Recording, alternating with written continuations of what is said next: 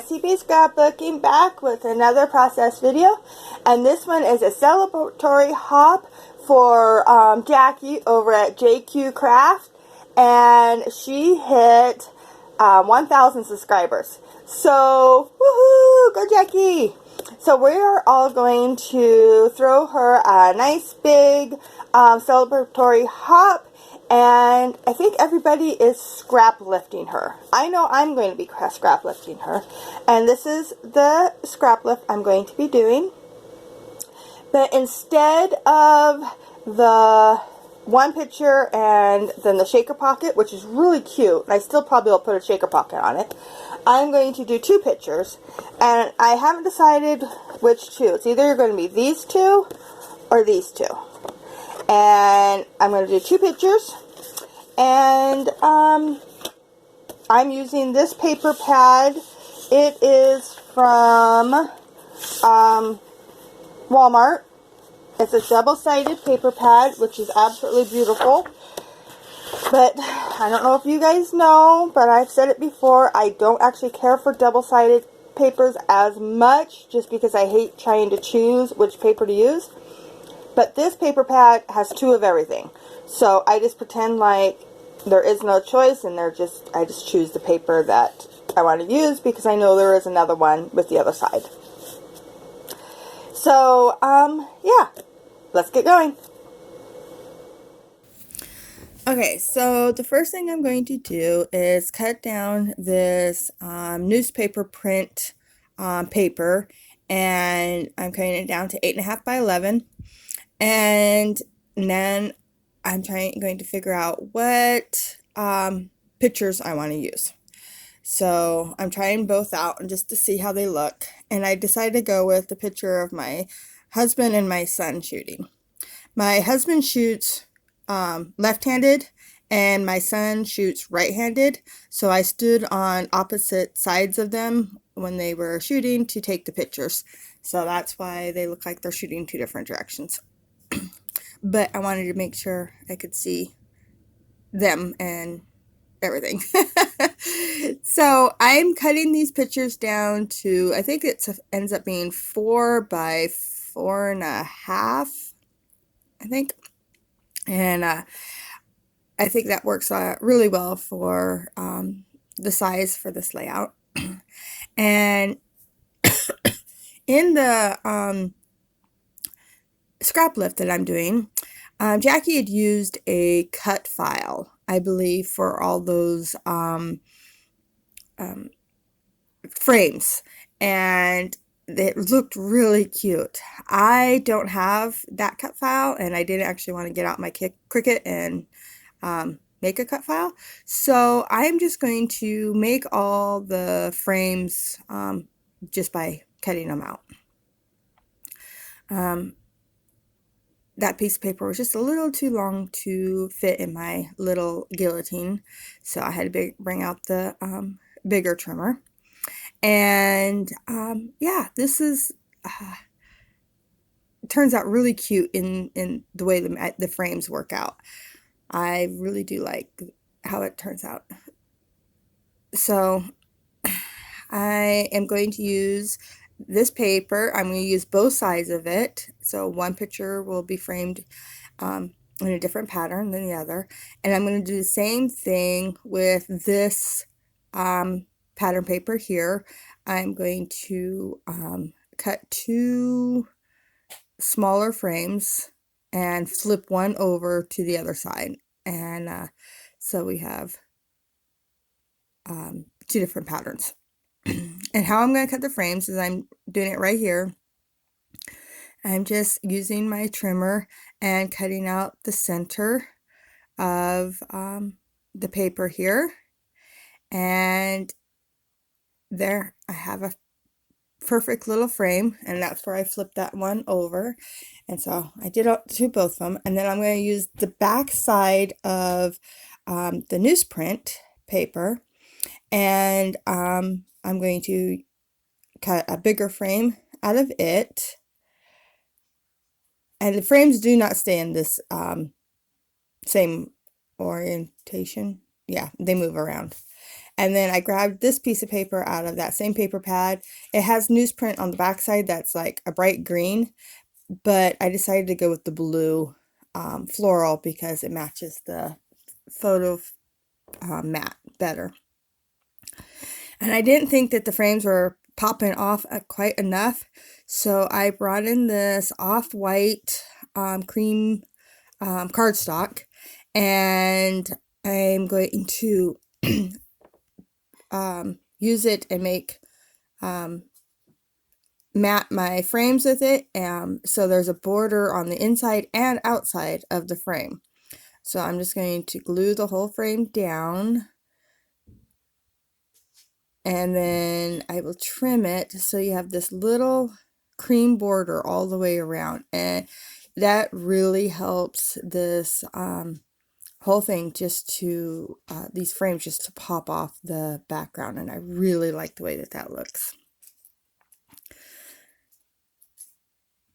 And then I'll use the center of them to do the smaller frames, and that's what I was testing earlier to make sure that I had enough, and there's more than enough, so I'll do that. And then I'm going to do it with the pictures as well, so the pictures look like they're in a frame too. So there's one of the frames. See how it pops off the page? I don't know what I'm doing with it right this second. Don't know where I went. There it is. I'm back. Okay, but see how that it really does look more like a frame that way. And so I did that with everything, and then I also did it with the photographs too. Now in the inspiration, see those great big huge blue chevrons that she has, which are really cool? That is a stamp set that I do not have, but it's a really cool stamp set. And I do have these stamps here, and these are little bitty chevrons. So I'm going to use them in place of those big ones, and just to give a nod to her stamping that she did on her layout. And so I'm using blue ink here, and I'm just going to do a kind of a messy stamping underneath all the frames and the pictures. And I'll show you what I'm doing on this bottom one, and then I'll do the top one off camera.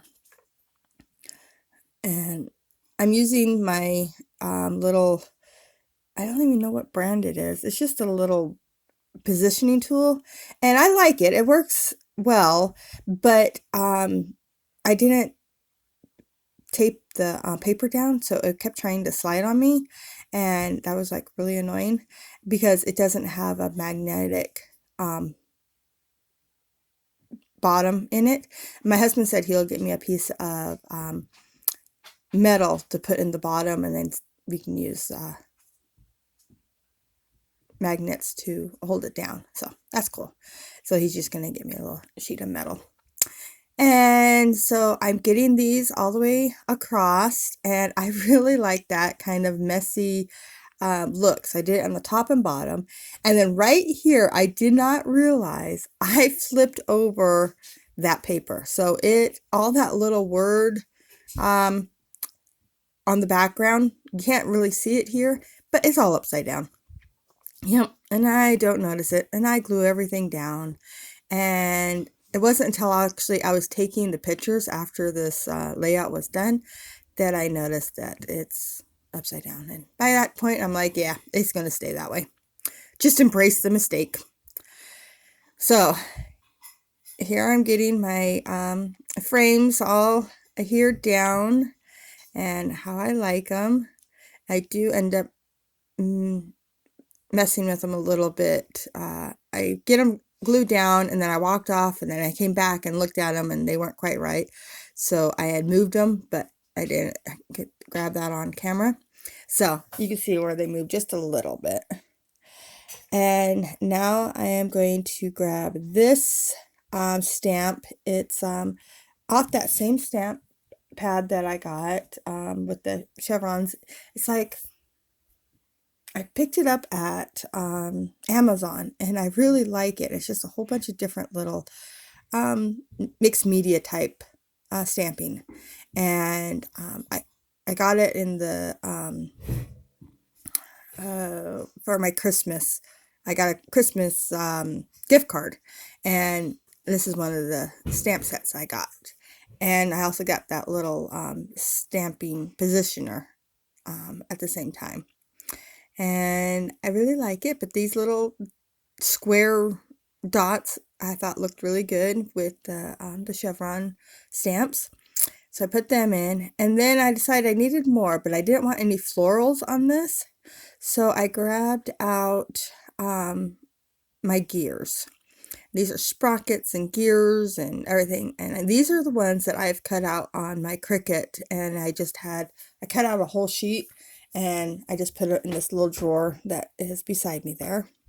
And then I also had a black one, and I cut it in half so I could have a black on the bottom and the top. And then on the top there, you can see off to the left is more gears and sprockets. And those ones are actually metal that I got for Christmas. And I was thinking about using them, and then I decided, no, I want to save those for the equipment, the pictures of the equipment and stuff, like maybe when we're mechanicking or something. Because, you know, we do that a lot. Anybody that owns equipment knows that you do that a lot. So I've saved those and just went with the paper ones this time. And I was talking to my daughter on the phone, so, you know, FaceTiming her. So that's why you'll see my hands like move, and it doesn't make sense, but it's because I'm talking to her. Okay, so these are nail art bling or jewels, whatever you like to call it. This one here, it has the ones that I'm picking out here, they're like little colored dots in a gold ring, and so I'm putting them down, and then I will grab from the other side, it's a more like a rhinestone in a brown gold color, really pretty. And so I'm putting one of the colored dots and then two of the brown rhinestones, and I'm just going to do, I think I ended up doing like 3 in the bottom cluster and then 3 in this cluster I'm working on now, and 1 up in that top little cluster. I decided it needed a little something too. So while I'm doing that, I want to remind you this is a hop for JQ Crafty's 1000 subby celebration, and she is doing a giveaway on her channel, so make sure you go over and check her out and give her some love, and subscribe if you haven't already. And yeah, it's going to be a lot of fun. I'm not sure what she's giving away, but I'm sure it'll be amazing. And I'm not sure what she is going to be crafting on her channel, but I love to watch her. She comes up with some really cute ideas. So yeah, go check Jackie out and tell her congratulations, and yeah, then follow along and see what everybody else is doing to celebrate for her. I think I'm done now. I'm just going to show you guys the close-ups here. I really do like the way this turned out, and I will be back again tomorrow with a mixed media frenzy hop. So see you then. Bye.